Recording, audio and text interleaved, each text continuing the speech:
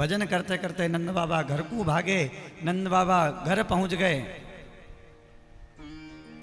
तब तक कन्हैया की मौसी जी पहुंच गई। तब तक कन्हैया की मौसी जी पहुंच गई। कंसे न प्रहिता घोरा पूतना भाल घातिनी शिशुश्चार निघंती क्रूर ग्राम व्रजादिषु। नगर ग्रामों में भ्रमण करते करते बाल घातिनी बड़ा दिव्य सुंदर स्वरूप धारण कर करके गोकुल में पहुंच गई। सुखदेव बाबा कहते हैं, हे राजा परीक्षित, ऐसी लग रही थी पूतना जैसे बैकुंठ से साक्षात भगवती नारायण का दर्शन करने के लिए गोकुल में पधारी है। ऐसा स्वरूप बना करके आई है पूतना।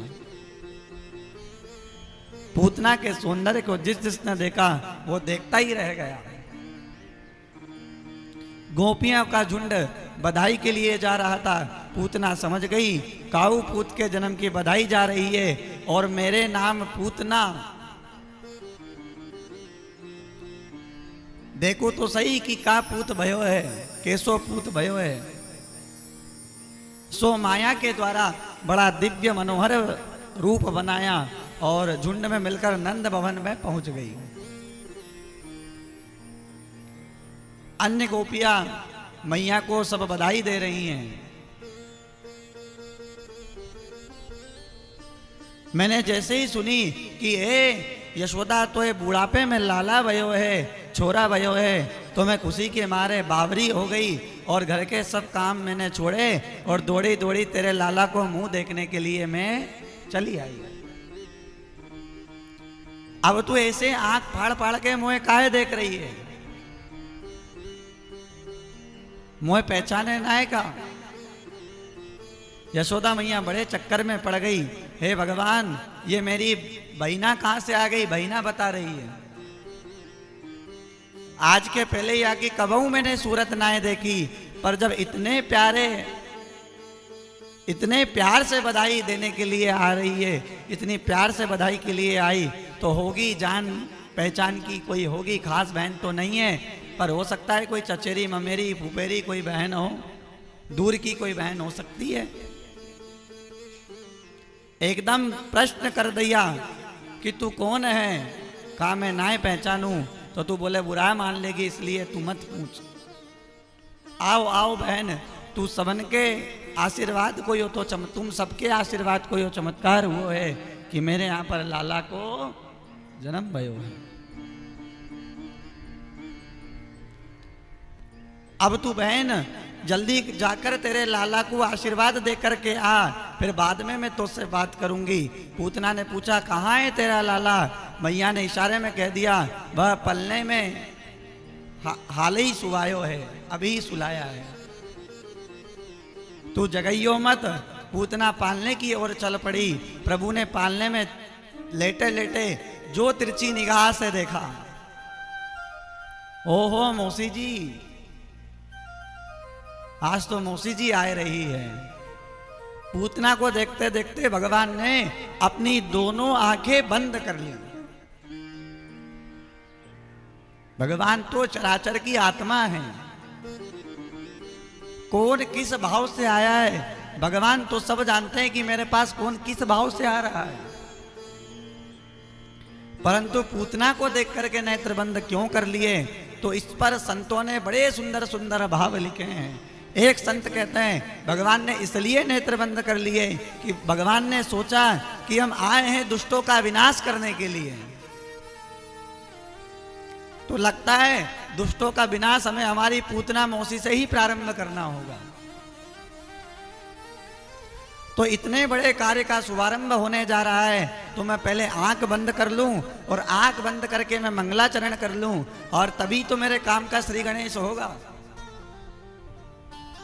इसलिए मैंने नेत्र बंद कर लिए। अथवा प्रभु ने सोचा कि हम ब्रजमंडल में माखन मिश्री खावे के लिए आए हैं, तो माखन मिश्री का स्वाद भी चख नहीं पायो, तो पूतना मौसी आई यह जहर पिलावे। अभी तो माखन मिश्री नहीं चखा है और ये जहर पिलावे आ गई।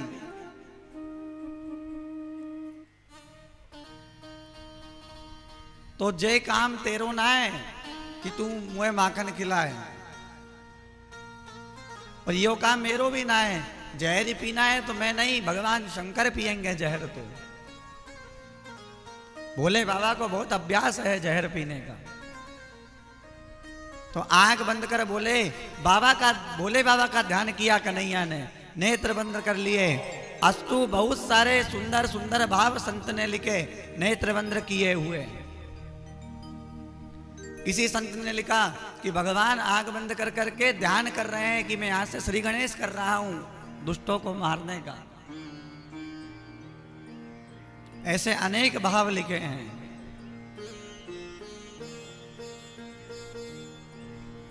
आज पूतना ने भगवान को गोद में उठा लिया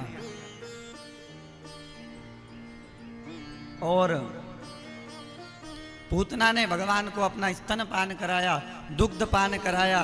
भगवान पूतना का स्तन पान दुग्ध पान करते करते भगवान ने उस पूतना के प्राणों को ही खींच लिया दुग्ध के साथ साथ। पूतना जोर जोर से चिल्लाई, अरे पूतना, अरे पूतना, अरे पूतना मोए छोड़ दे, अरे पूत मोए छोड़ दे, अरे पूत मोए छोड़ दे, अरे पूतना, अरे पूतना, अरे पूतना। भगवान ने कहा, मौसी जी एक बार हम किसी को पकड़ते नहीं हैं, और अगर हम किसी को पकड़ लेते हैं तो फिर उसे हम छोड़ते नहीं हैं।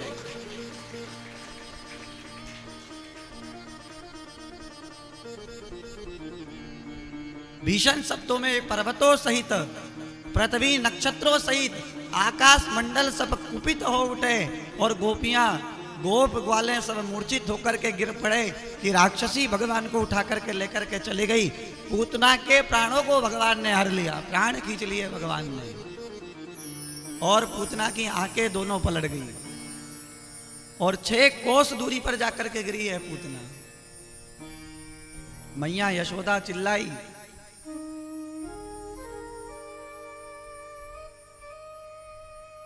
सभी गोप वाले दौड़ते दौड़ते आए और देखा तो देखा कि लाला को ना जाने का भयो होगो, क्योंकि लाला को राक्षसी ले गई। जैसे ही पास में आकर देखा तो लाला का तो कुछ नहीं हुआ, लाला तो पूतना के वक्ष स्थल पर खेल रहा है।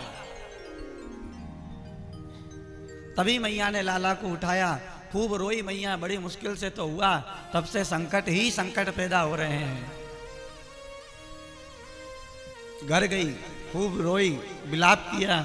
घर जाकर कन्हैया की नजर उतारी है माता यशोदा ने। इंद्रयाणी ऋषिकेश प्राणान् नारायणो हरि श्वेत दीप पतिश्चित्तम मानो योगेश्वरो वतु। मैया कह रही, मेरे कन्हैया की इंद्रियों की रक्षा भगवान ऋषिकेश करे, प्राणों की रक्षा भगवान नारायण करे, चित्त की श्वेत दीपवती रक्षा करे, मन की रक्षा भगवान योगेश्वर करे। मैया ने गौशाला ले गई और लाला को गाय की पूंछ से झाड़ा दिया। देखिए गाय कितनी पवित्र है। मैया लाला को गाय की पूंछ से झाड़ा दे रही है। गाय के चरणों की मिट्टी से, रज से भगवान को स्नान कराया मैया ने। गोमूत्र से भगवान को स्नान कराया मैया ने। गोबर लगा करके भगवान को स्नान कराया मैया ने। नंद बाबा आए, ग्वालों को सारा वृत्तांत सुनाया। उस पूतना के विशाल काल शरीर को कुल्हाड़ी से काटा, इतना बड़ा विशाल शरीर था। कुल्हाड़ी से काटा, टुकड़े कर कर करके जलाया। तभी आश्चर्य देखा कि पूतना को जहां जलाया जा रहा है, उस पूतना के शरीर से अगर की खुशबू निकल रही है। परीक्षित जी महाराज ने सुखदेव जी से पूछा कि भैया ये तो राक्षसी थी, और इसे जब जलाया गया तो इस राक्षसी के अंदर से अगर की खुशबू क्यों आ रही है? तो कहा, जहां पर कृपा राम की होई, ता पर कृपा करे सब कोई। अरे जिसका स्तनपान इस जगत के ठाकुर ने किया है, नारायण ने किया है, उसके शरीर से कभी बदबू नहीं, उसके शरीर से तो अगर की खुशबू ही आएगी। और आश्चर्य की बात तो इसमें यह है कि जो गति कन्हैया को मैया यशोदा को प्रदान करना थी वो गति कन्हैया ने उस राक्षसी को प्रदान कर दी।